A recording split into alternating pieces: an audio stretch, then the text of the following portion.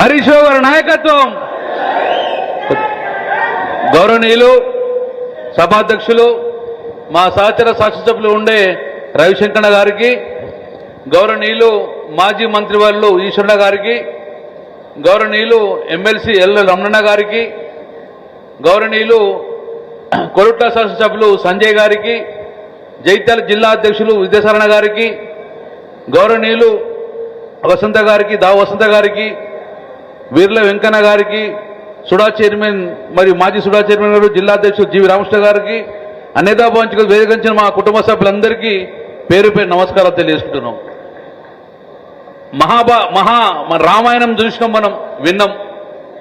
రామాయణంలో రామరాజ్యం కోరుకున్నారు ప్రజలందరూ. రామరాజ్యం కావాలంటే రావణ దహనం కావాలి, రావణ సంహారం జరగాలి. రావణ సంహారం జరిగింది. రావణ సంహారం జరగాలంటే 14 సంవత్సరాల వనవాసం చేయాలి. 14 సంవత్సరాల వనవాసం చేసి రావణ దహనం అయిన తర్వాతనే ఆ రోజు రామరాజ్యం వచ్చింది. అంటే ఆ రాములు లాంటి దేవునికే వనవాసం చేయవలసి వచ్చింది రామరాజ్యం చేయాలంటే. అలాంటి మనము కేసీఆర్ గారు కూడా ఈ 5 సంవత్సరాల వనవాసంగా మనం భావించుకుందాం. కేసీఆర్ గారికి ఆ రోజు కూడా ప్రజా తీర్పును అనుభవించి రేవంత్ రెడ్డి గారి ప్రభుత్వానికి 5 సంవత్సరాలు అవకాశం ఇచ్చింది కదా, మనం 5 సంవత్సరాలు మనం వనవాసంలో ఉందాం, మళ్ళీ రామరాజ్యం చేద్దామంటే ప్రజలు ఊరుకున్న పరిస్థితి లేదు. 5 సంవత్సరాలు చాలు, రా హరీష్ అన్న 2 సంవత్సరాలు దాటింది రా అని ఈరోజు ప్రజలందరూ పిలవడం వల్ల ఈరోజు మళ్ళీ మీ దగ్గర రావడం జరిగింది. ఇంకా 3 సంవత్సరాలే. 3 సంవత్సరాల తర్వాత మళ్ళీ రావణ సంహారం జరుగుతుంది, మళ్ళీ రామరాజ్యం వస్తుంది ఈరోజు. కాబట్టి దయచేసి కుటుంబ సభ్యులారా ఆగం కావద్దు, ఎగిరిత పడద్దు. ఈరోజు రామరాజ్యం కావాలంటే ఒక 3 సంవత్సరాలు ఆగితే మళ్ళా 15 సంవత్సరాల దాకా తెలంగాణలో ఒక రామరాజ్యం జరుగుతూ ఉంటుంది.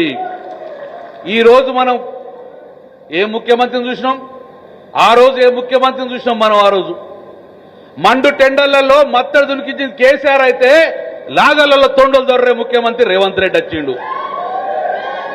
ఆ రోజున ఎండలలో మత్తడి దునికిస్తే ఈయన తొండలు దొర్రిచ్చే పరిస్థితి వచ్చిండు. అందుకే ఈరోజు ఒక్కసారి ఆలోచించుకోండి. మాకు అవకాశం వస్తుంది, మాకు కేసీఆర్ గారు రావాలి అంటాడు రేవంత్ రెడ్డి. కేసీఆర్ అత్త మాట్లాడుతూ అంటాడు. రేవంత్ రెడ్డికి ఈ గంగాధర చొప్పటి ప్రజల పక్షాన్ని ఒకటే సుట్టాడుతున్నాను, మీకు కేసీఆర్ ఎందుకు? కేటీ రామారావు, హరీష్ రావు ఉన్నాడు, సరిపోదా మీకు?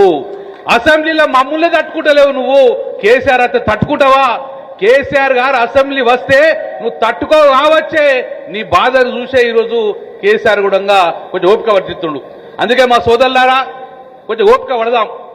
6 గ్యారెంటీల పేరు చెప్పిండు, ఎన్నో చెప్పిండు, స్కూటీలు అన్నాడు, ఏవో హరీష్ అని చెప్తాడు. కాబట్టి మనం ఆగం కాకుండా ఉండాలి. ఈరోజు బీజేపీ ప్రభుత్వం కూడా, బీజేపీ కూడా కొత్త ఏం కాదు. బీజేపీ రేవంత్ రెడ్డి బీజేపీ ఒకటే, 2 ఆర్ఎస్ఎస్ నుంచి వచ్చిన వాళ్ళే. వీళ్ళందరికీ ఒకటే లక్ష్యం. బండి సంజయ్ మాట్లాడినప్పుడు రేవంత్ రెడ్డి తిట్టాడు. బండి సంజయ్ మాట్లాడితే ఎవరు తిడతాడు? మళ్ళా కేసీఆర్ తిట్టాలి. ఎందుకోసం అంటే ఈ రాష్ట్రంలో గాలి నీరు ఉన్నంతసేపు కేసీఆర్ పేరును ఎవరు మరవరు. అట్లనే రేవంత్ రెడ్డి మరవాడు, బండి సంజయ్ మరతలేడు. నిద్రలు అత్తడంగా ఈరోజు రేవంత్ రెడ్డి గారికి కానీ బండి సంజయ్కి ఒకటే పేరేస్తుంది, అది కేసీఆర్ పేరేస్తుంది. అంటే పొద్దున్న ఎత్తే కేసీఆర్ అంటే మీకు ఎంత భయం ఉన్నది. సోదరులారా 2 సంవత్సరాలైంది, ఇంకా 3 సంవత్సరాలు కట్టెబెట్టుకొని నిలబడదాం, అన్నిటికీ ఎదుర్కొనే నిలబడదాం, తుఫాన్ వచ్చి నిలబడదాం. కాబట్టి దయచేసి సోదరులారా ఆగమయ్యే అవసరం లేదు. ఈరోజు 3 సంవత్సరాలు ఓపిక పట్టండి. 3 సంవత్సరాలకు ఎక్కడన్నా మీకు నొప్పి, ఎక్కడన్నా మీకు గాయమైతే నొప్పి మాకు కలుగుతుంది. ఆ విధంగా కార్యకర్తలు కాపాడుకుంటాము. 3 సంవత్సరాలు ఎన్ని ఇబ్బందులు పెట్టినా, కష్టపెట్టినా, మా కరీంనగర్ అయితే 100 మంది జైల్లో పంపినా కూడా ఈరోజు కష్టపడుకుని నిలబడదాం. 3 సంవత్సరాలతో మళ్ళీ కొట్లాడుకుందాం. కాబట్టి తప్పక మళ్ళా రవిశంకర్ గారిని మళ్ళా 50-60 వేల మెజారిటీతోటి మళ్ళా ప్రజలు గెలిపించే సిద్ధంగా ఉన్నారు. అదే కాదు ఎప్పుడు ఎన్నికొచ్చినా 100 సీట్లు దక్కకుండా మళ్ళా కేసీఆర్ ప్రభుత్వం ఏర్పాటు అవుతుంది. కాబట్టి ఓపిక పట్టండి. కొంతమంది కేసులు పెడతాడు, ఇబ్బంది పెడతాడు. దానికి అన్ని తట్టుకుందాం. మళ్ళా తర్వాత మన ప్రభుత్వం వచ్చినాక మిత్తి అసలు వడ్డీ మొత్తం చెల్లించుకొని మళ్ళా డెఫినెట్ గా మళ్ళీ రామరాజు చేసుకుందని చెప్పుకుంటూ హరీష్ అన్న మాట్లాడాల్సింది కాబట్టి మా హరీష్ అన్న గారికి కూడా మేము ఎక్కడెప్తున్నాను. హరీష్ అన్న కానీ కేటీఆర్ గారు కానీ మీ ఇద్దరు బ్యాటింగ్ చేయబట్టి ప్రజల్లో ఒక ధైర్యం వచ్చింది, బ్రహ్మాండంగా ప్రజల్లో ఒక నైతిక స్వరం వచ్చింది. మారుమూల ఆదిలాబాద్ లో కూడా నాకు అన్యాయం అయితే నా పార్టీ అసెంబ్లీ నుంచి వస్తారు అనక్క ఒక ధైర్యాన్ని మీరు నింపారు కాబట్టి ఈరోజు డెఫినెట్ గా మీరిద్దరు రాష్ట్రానికి ఆస్తి కాదు, ఈ రోజు మా పార్టీ కూడా మీరు అసెట్ గా ఉన్నారు కాబట్టి ఈ రోజు మిమ్మల్ని చూసే ధైర్యంగా తెలంగాణ లక్షలాది కార్యకర్తలు ధైర్యంగా నిలబడరంటే అది మీ స్ఫూర్తి కాబట్టి మీ ధైర్యం కోసం మీ అందరి కోసం మీరు మాకు అండగా ఉండాలని చెప్పేసి మనస్ఫూర్తిగా కోరుకుంటూ హరీష్ అన్న గారికి స్వాగతం సుస్వాగతం. జై తెలంగాణ. ఎవరి పేరు చెప్తే రేవంత్ రెడ్డి లాగులు నడుస్తాయి, ఎవరి పేరు వింటే రేవంత్ రెడ్డికి నిద్ర పట్టదు. ఆ 6 అడుగుల బుల్లెట్ అన్న ఎక్కడ ఉంటే అక్కడ మనకు పవర్, అన్న ఎక్కడ ఉంటే అక్కడ మనకు ధైర్యం, అన్న ఎక్కడ ఉంటే అక్కడ మనకు అండ.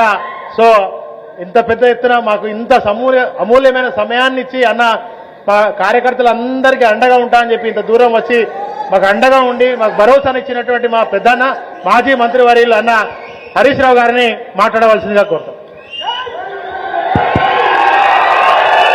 జై తెలంగాణ. కేసీఆర్ గారి నాయకత్వం.